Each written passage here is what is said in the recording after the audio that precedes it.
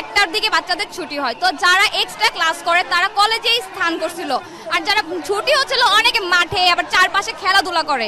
তো ওই টাইমে আমরা দেখলাম কি যে যুদ্ধ বিমান যেটা আছে ওটা সোজা সে মাঠের মতন ল্যান্ড করতে নিছিল, কিন্তু কোনোভাবে পারেনি দেখে উনি বিল্ডিং এর উপরে ঠাস করে পড়ে একদম বিল্ডিং সহ নিচে পড়ে গেছে বিমানটা।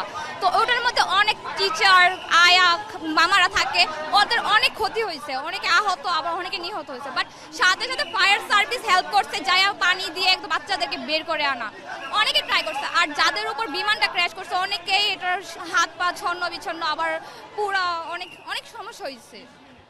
আচ্ছা, মেইনলি ওই জায়গাটা একটু বাগানের মতো করা অংশ না, বাগানের মতো, ওইখান দিয়ে একটু অন্ধকারও আছে। ওইটা মোটামুটি একটা ছোট জায়গা। ক্লাস হচ্ছে 2 থেকে 8 পর্যন্ত ওদের হচ্ছে ক্লাস হয় ওইখানে।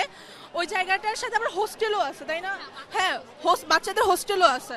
তো ওই জায়গাটার মধ্যে মেইনলি ক্র্যাশটা করছে। কিছুক্ষণ আগে একটা ভাইয়ের সাথে আমার কথা হয়েছিল, ওই ভাইয়াটা বলছে যে অন দ্য স্পট প্রায় 12 জনের মতো মারা গেছে। আর আমি তো বাসায় ছিলাম, ঘটনা শোনার পর দেন আমি এখানে আসছি।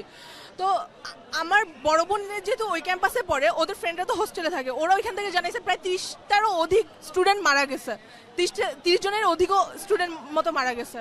আরও টিচাররাও আহত হয়েছে, খালারাও আহত হয়েছে, যারা যারা ওইখানে কাজ করে।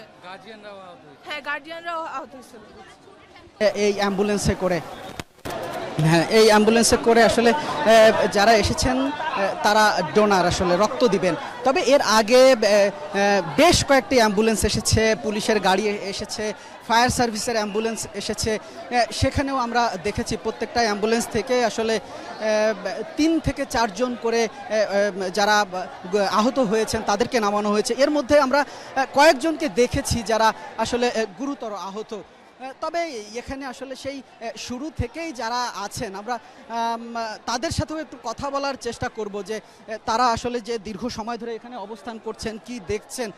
এছাড়াও আসলে মাইলস্টোন স্কুল অ্যান্ড কলেজের বেশ কয়েকজন শিক্ষার্থীও আছেন, তারাও আসলে এখানে দীর্ঘক্ষণ অপেক্ষা করছেন। তাদের সহকর্মীরা আসছেন, অতিথিরা আসছেন, তারা আসলে এখানকার পরিস্থিতিটাও আসলে ভাষায় প্রকাশ করার মতো না। কেউ স্বজনদের ধরে কান্নাকাটি করছেন, এমন পরিস্থিতি তৈরি হচ্ছে, সহকর্মীদের ঘিরে আর্তনাদ করছেন, এমন দৃশ্যও আমরা আসলে এখানে দেখেছি। তবে আমরা এখন একটু আসলে ওই সময় ক্যাম্পাসে অবস্থান করছিলেন যেসব শিক্ষার্থীরা, তেমন কয়েকজন শিক্ষার্থীর সাথে আসলে আমরা একটু কথা বলার চেষ্টা করব। এই সময় আসলে ক্যাম্পাসেই তো অবস্থান করছিলেন, একটু যদি জানতে চাই। পরিস্থিতি খুবই ভয়াবহ ছিল। ওইখানে আসলে যুদ্ধ বিমানটা আর কি চলাচল করতেছিল, ওইটা মনে চালায় দেখতেছিল। ঠিক সময় মনে বিমানের অবস্থা মনে কোনো কারণ দিয়ে খারাপ অবস্থা ছিল, ওনারা মনে ইমার্জেন্সি ল্যান্ড করতে চাইছিল মাঠের দিকে, বাট ওনারা মাঠের দিকে ল্যান্ড করতে না পেরে ওই যে বিল্ডিং এর সাথে ক্র্যাশ খাইছিল। তো ওই মুহূর্তে মানে খুবই বাজে অবস্থা হয়েছিল। ওইখানে যেহেতু ছোট ছোট বাচ্চাদের ক্লাস হচ্ছে, ওই ক্লাসের মধ্যে মানে ছুটি টাইম প্রায় হয়ে আসছিল। তো ওইখানে অনেক স্টুডেন্ট অন দ্য স্পট প্রায় 12 জনের মতো মারা গেছে। তারপর ধীরে ধীরে এখন পর্যন্ত শোনা গেছে প্রায় 30 জনের মতো স্টুডেন্ট মারা গেছে। তাছাড়া এখানে আসার পর আমি দেখছিলাম প্রায় 35 থেকে 36টার মতো অ্যাম্বুলেন্স যাচ্ছে, ইমার্জেন্সি অনেক রোগী গেছে। কিছুক্ষণ পরই আসলে অ্যাম্বুলেন্স থেকে রোগীরা আসছেন। এই মাত্র আরও একজন আহত রোগীকে আনা হয়েছে। দেখে আমাদের যতটা মনে হচ্ছে শিক্ষার্থী মনে হয়নি, আমাদের সেখানকার কোনো কর্মচারী মনে হচ্ছে। এখানকার যারা আছেন তাদের সাথে আমরা অবশ্য এখনও কথা বলতে পারিনি, বেশ 10 মিনিটেরও বেশি হয়ে গেছে। কিন্তু এই 10 মিনিটে আসলে আরও 12 থেকে 15 জন আহত রোগী এখানে এসেছে। এখন আমরা আসলে মূল গেটেই আছি, আসলে দেখতে পাচ্ছেন যে কিভাবে আসলে রোগীদেরকে নিয়ে যাওয়া হচ্ছে।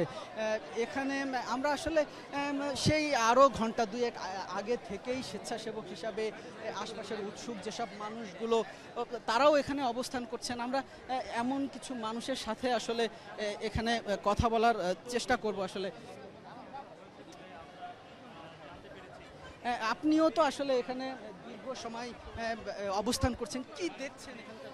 এখানের পরিস্থিতি খুবই মানে ভয়ানক। আমি অনেকক্ষণ যাবত আছি, প্রায় 2 ঘন্টা যাবত। আমার এক ছোট ভাই ও এখানে মানে বান হয়েছে, পুড়ে গেছে ওর।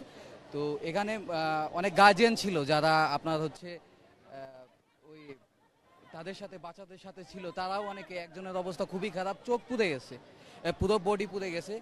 তো পরিস্থিতি এখন অনেকেরই ঢাকা মেডিকেল কলেজে ঢাকার দক্ষিণের দিকে নিয়ে যাওয়া হচ্ছে, দেখা যাক কি হয়, কিন্তু অবস্থা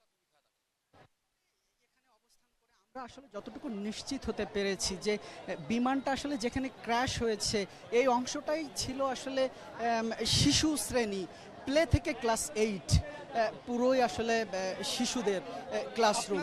এখানে আসলে এ কারণেই আসলে হতাহতের সংখ্যাটা বেড়েছে এমনটাই বলছেন, এবং চিকিৎসকরাও বলছেন যে আসলে এখানে যেসব শিক্ষার্থীদের আনা হচ্ছে যাদের বেশিরভাগই আসলে শিশু,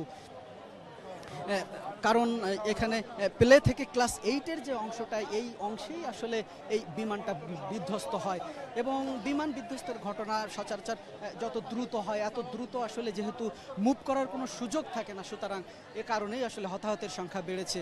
এবং আরও যেটা জানতে পেরেছি, এই সময়টা আসলে ছুটির সময় ছিল, সবার মধ্যে একটা তাড়াহুড়ো ছিল, একটা প্রস্তুতি ছিল। ঠিক এই মুহূর্তটাই আসলে বিমানটা সেখানে বিধ্বস্ত হওয়ায় হতাহতের সংখ্যা বেড়েছে এমনটাই বলছেন।